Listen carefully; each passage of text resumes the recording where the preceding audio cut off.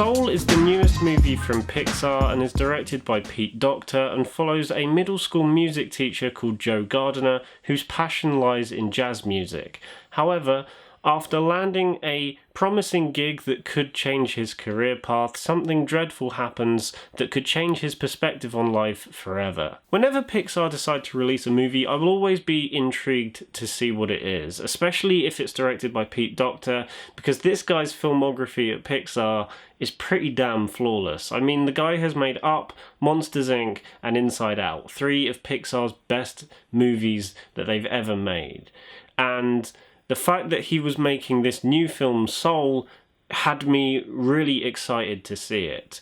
Because, I'm going to be honest, ever since Inside Out was released, Pixar's release of films has been kind of underwhelming. With the exception of Coco and Toy Story 4, everything else has either been pretty forgettable or just okay. However, I can thankfully say that Soul is, without a doubt, the best thing Pixar has made since Inside Out. Because this is the most fun and also the most creative I think a Pixar movie has been since that movie. And there are so many things that I love about Soul. I know we did have another Pixar movie earlier this year with Onward, but when you compare it to Soul, there really is no competition. Soul is just the better movie in almost every single way. First of all, the animation in this film is absolutely gorgeous. Like, this is probably Pixar's best looking movie in a long, long time. Whether you're on Earth following the human characters like Joe, everything looks so real, but the character designs are just perfectly just the right amount of cartoony to make it still work. Because I feel like if the character designs of the human characters were too realistic, it would kind of break the feel and tone of the movie ever so slightly. But because they are in very realistic looking environments, but yet the character designs themselves look ever so slightly cartoony, I think it just adds to the general feel of the film and makes it work a lot better than it would do if they looked 100% realistic.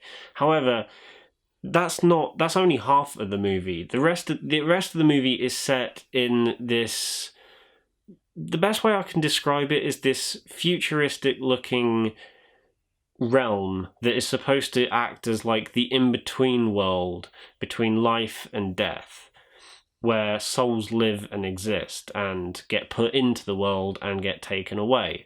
And that whole aspect of the movie I thought looked gorgeous as well. And the constant going back and forth between the real world and this middle existence world I thought was really gorgeous. And yeah, just in terms of the actual quality of the animation on show, this is Pixar at their best. Like, I don't think a film of theirs has looked this gorgeous. And with a concept like this, it allows the animation to be a lot more expressive and creative, because there are certain things and scenes in this movie that don't just rely on the traditional 3D CG animation that Pixar are known for.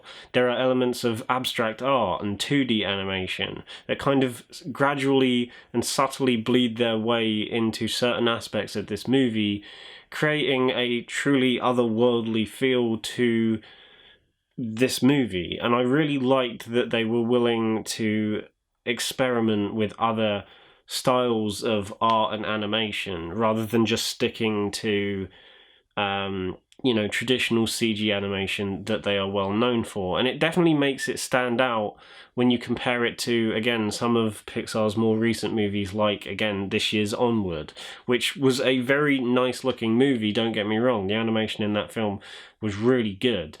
But when you compare the two in terms of the style of animation, Soul just is a lot more vibrant and colourful and fresh, and is a lot more pleasing to look at because of how experimental and creative it can be with its visuals at times.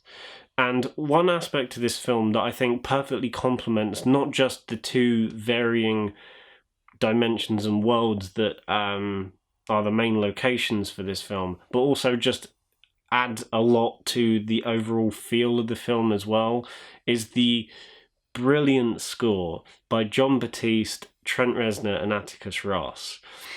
Now, everything for the real world, the on-Earth stuff, is composed and arranged by Jon Batiste, and it's all jazz-related. It perfectly gives this hectic yet energetic flow to everything, but also knows when to be quite somber, and there's a nice mixture of everything, but it is mostly jazz-focused, and that is perfectly juxtaposed by Trent Reznor and Atticus Ross's score for the other world, the soul dimension sort of thing, where it's all electronic, it's very ambient, and it's very typical of Trent Reznor and Atticus Ross's style. If you've heard one of their scores before, like Gone Girl or The Social Network, then it's kind of like that, but a little bit more restrained and held back. And I feel like constantly going between these two different music styles, again, whilst you're going between the different worlds in the movie,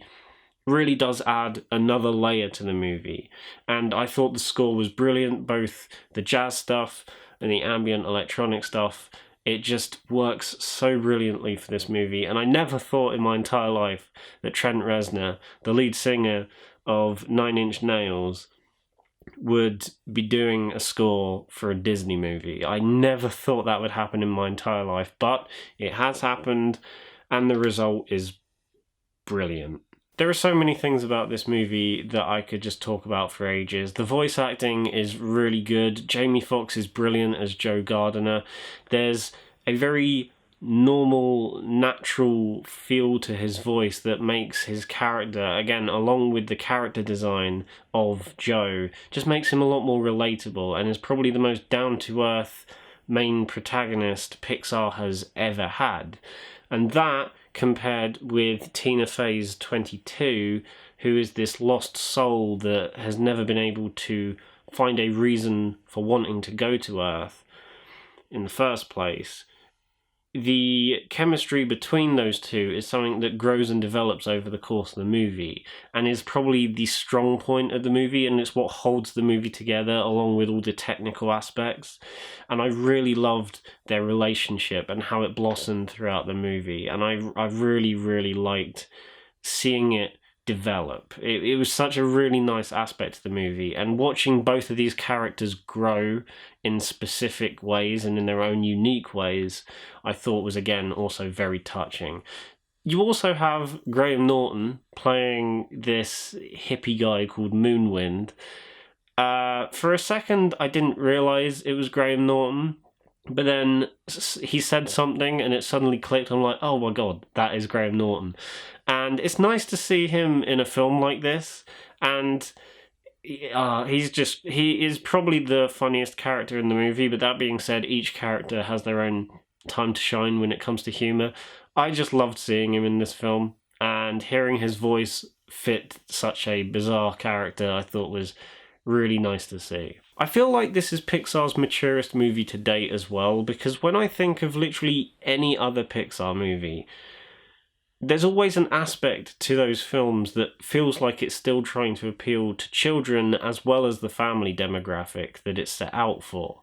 Whereas Soul doesn't necessarily have that aspect to it, which I suppose is the only criticism that you could really pick out about Soul, is that children are probably not going to find it as interesting as, say, an older demographic. But if that's really the only nitpick I can come up with, then that really is a nitpick. Because I actually admire and appreciate the fact that Pixar have done that for a film. The fact that they've dealt with not just the story and characters, but also the overall just tone and feel of the movie in a much more mature way than some of their previous movies.